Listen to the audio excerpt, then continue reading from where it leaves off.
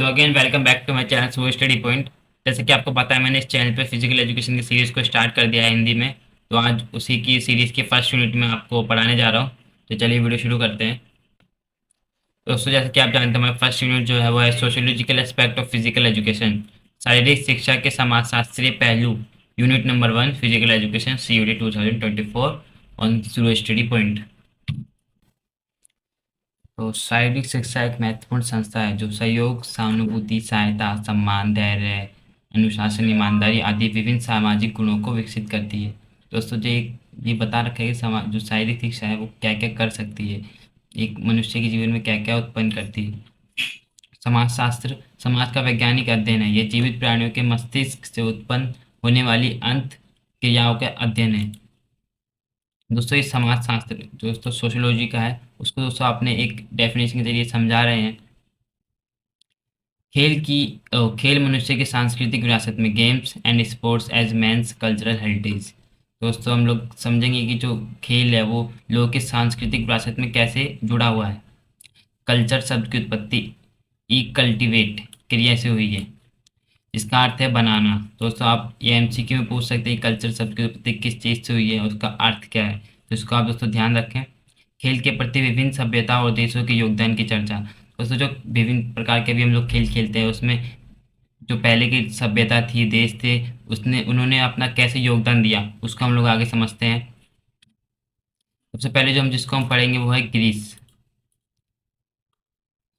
दोस्तों, Greece Greece सबसे महत्वपूर्ण है जिसने खेलों और स्पोर्ट्स के सुधार की दिशा में बहुत योगदान दिया।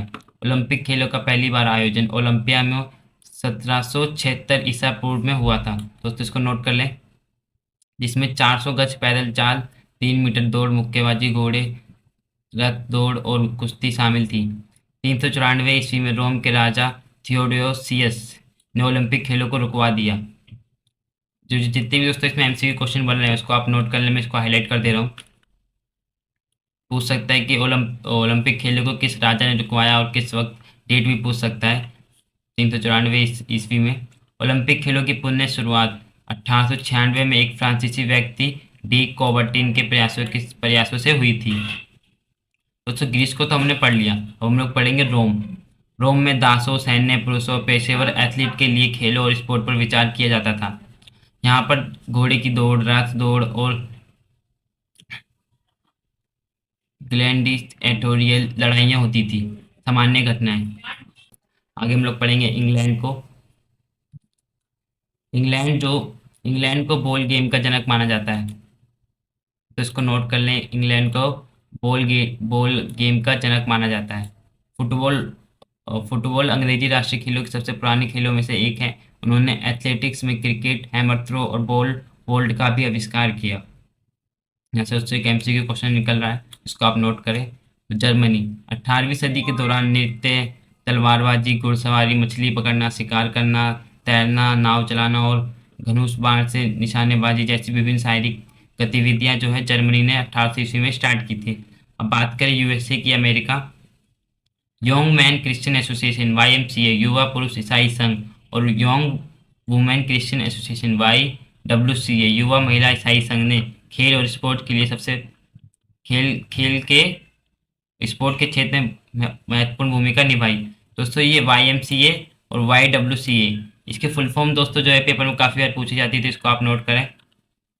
बास्केटबॉल और वॉलीबॉल को शुरू करने का श्रेय भी USA को जाता है। यहाँ पे थोड़ी टाइपिंग वो है मिस्टेक, उसको आप इग्नोर करें। बास्केटबॉल और वॉलीबॉल को शुरुआत करने का श्रेय भी USA को जाता है, इसको नोट करें। और टेनिस की शुरुआत 1874 में हुई थी और वॉलीबॉल की शुरुआत 1895 में हुई थी। इसको मैं हाईलाइट कर देता हूँ। अब बात करें स्वीडन की। पेर हेनरिक लिंग, जो स्वीडन की शारीरिक शिक्षा प्रणाली का संस्थापक माना जाता है। पेर हेनरिक लिंग, उन्होंने royal central institute of gymnastic की स्थापना की, जहां उन्होंने खराब मुद्राओं को रोकने के लिए शैक्षणिक जिम्नास्टिक, मेडिकल जिम्नास्टिक, सौंदर्य शास्त्र जिम्नास्टिक और सैन्य जिम्नास्टिक पर जोर दिया। और अब दोस्तों बात करें जापान की। जापान ने खेलों और स्पोर्ट्स पर काफ़ी जोर दिया। इसमें सुमो कुश्ती, जूडो, ताइक्वांडो की शुरुआत की। चीन 7वीं सदी ईसा पूर्व कुश्ती और मुक्केबाजी चीन में प्रसिद्ध थे। कुंग फू और जित्सु मार्शल आर्ट के रूपों का भी अभ्यास किया जाता था चीन में। दोस्तों 7वीं सदी की बात हो रही है यहाँ पे।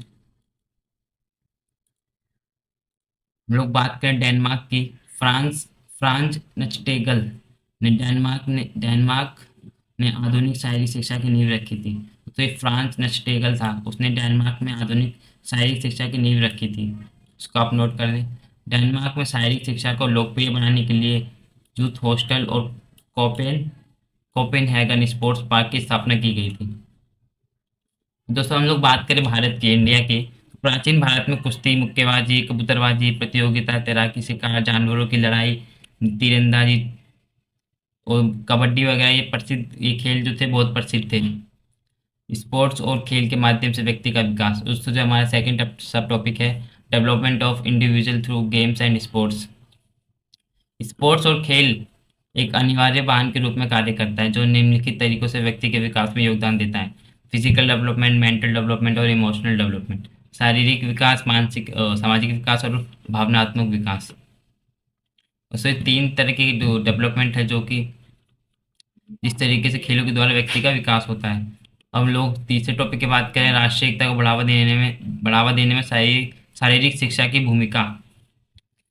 खेल के क्षेत्र में टीम भावना विकसित की जाती है और ये राष्ट्रीय एकता को प्राप्त करने में मदद करती है। खिलाड़ी अपने राष्ट्र की प्रतिष्ठा के लिए खेल को जीतने के लिए कड़ी मेहनत करते हैं।